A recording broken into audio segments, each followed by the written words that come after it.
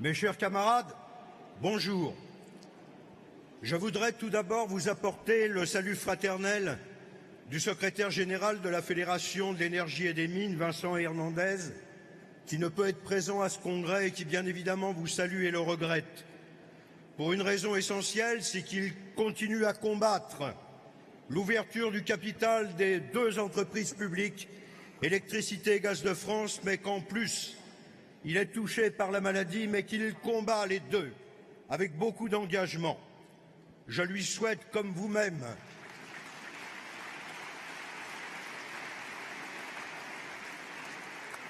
un rétablissement très rapide pour le retrouver à nos côtés dans les luttes qui sont engagées. Je voudrais vous apporter également le salut des camarades de l'Union départementale de Paris. Mes chers camarades, j'aborderai maintenant, d'une façon que quelques-uns trouveront peut-être un peu politique, ce que nous avons vécu au cours des dernières périodes et plutôt des dernières années.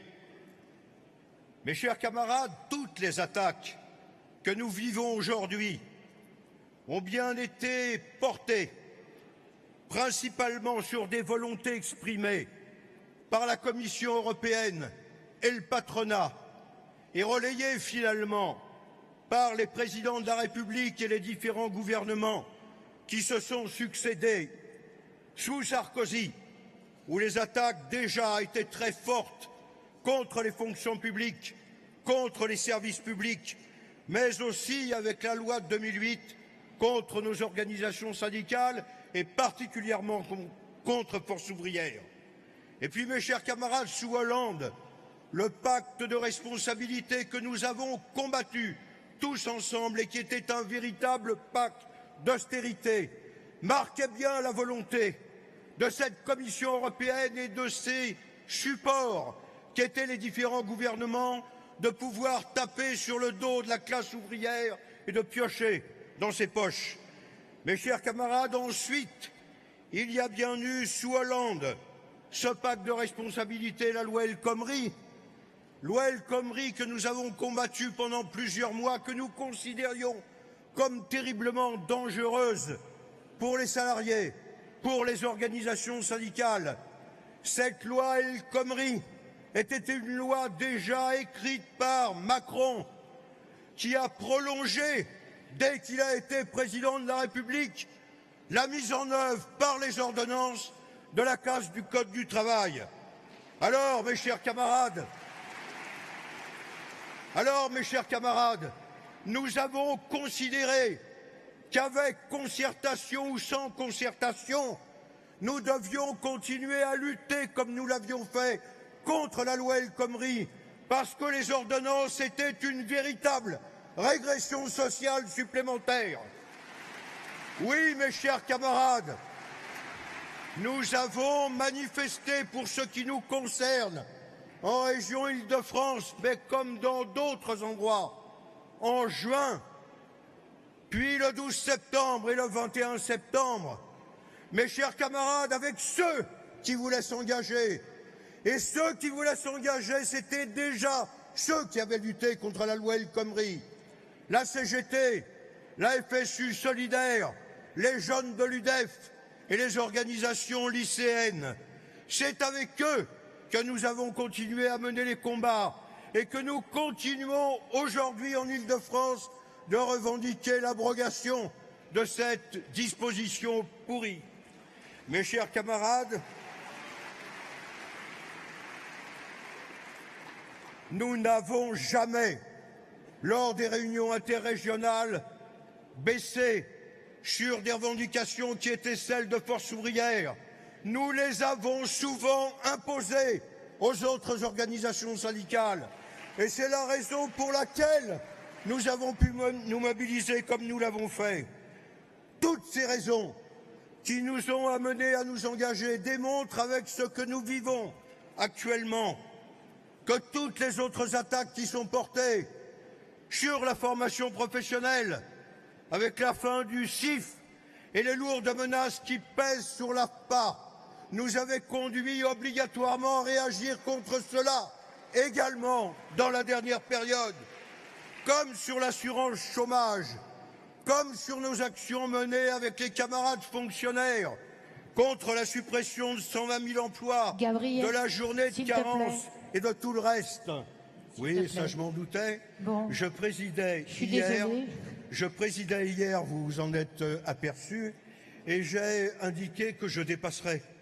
Moi aussi, je fais ce que j'ai dit. Oui, mais moi je suis obligée de le dire pour tout le monde. Ça, oui. Bah oui. C'est pour les autres, Gabriel. C'est pour les autres. Je crois que j'ai montré quelques souplesses dans les interventions hier. Et voilà, j'ai attendu que ton temps de parole soit Mes terminé. chers camarades, je vais quand même essayer de continuer. Mes chers camarades, tu continues et tu termines, s'il te plaît, Gabriel. Il n'y a jamais eu... Mes chers camarades, il n'y a jamais eu autant de volonté exprimée dans ce pays, de lutte contre tout ce que je viens de développer, dans la pénitentiaire, chez les fonctionnaires, dans les EHPAD, à Air France, dans les aéroports de Paris, chez les éboueurs, à Carrefour, pour les retraités avec la CSG, dans l'énergie, chez les médecins hospitaliers et les urgentistes, chez les étudiants qui s'opposent à la sélection pour l'entrée en université. Mes chers camarades, ce qui nous guette demain, ce sont les attaques contre les retraites et les régimes particuliers.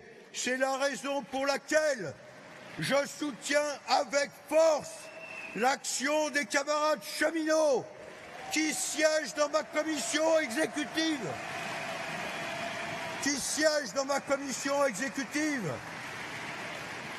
Qui ont toujours été là et engagés avec nous pour combattre les ordonnances et la loi El Khomri.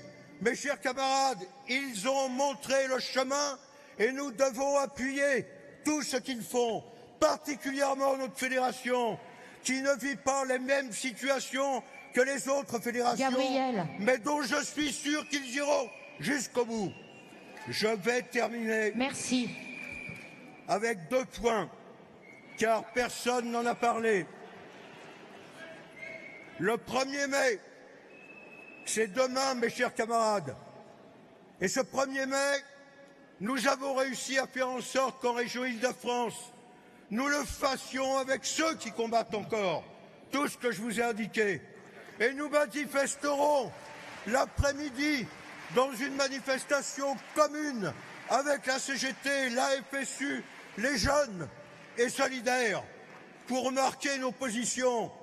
J'encourage d'ailleurs des camarades qui portent des gilets rouges, qui portent des drapeaux, à venir manifester avec nous.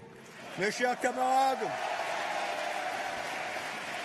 Gabriel, s'il te plaît, tu peux terminer maintenant? Oui, je vais terminer. Ça fait 3 minutes. C'est mon dernier point. Ah, je pensais que j'avais fait plus. C'est mon dernier point. Mes chers camarades, le 1er mai n'est qu'un engagement avant de considérer que ce congrès devra se prononcer d'une façon très forte sur ce qui m'apparaît comme déjà étant de l'interprofessionnel, avec tous les secteurs touchés, qui sont engagés, qui se battent tous les jours. Oui, mes chers camarades, je pense qu'il faut aller vers la grève interprofessionnelle, reconductible par les assemblées générales. C'est comme cela. C'est comme cela. C'est comme cela, mes chers camarades, que notre congrès portera pour l'avenir des travailleurs de notre pays et de notre confédération et pour le respect des combats menés par nos anciens en 1936 et 1945. Vive la Confédération Générale du Travail, Force ouvrière.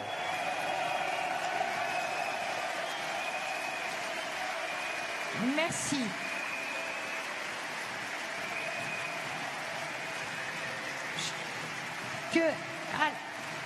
Que Marjorie Alexandre se prépare. Merci.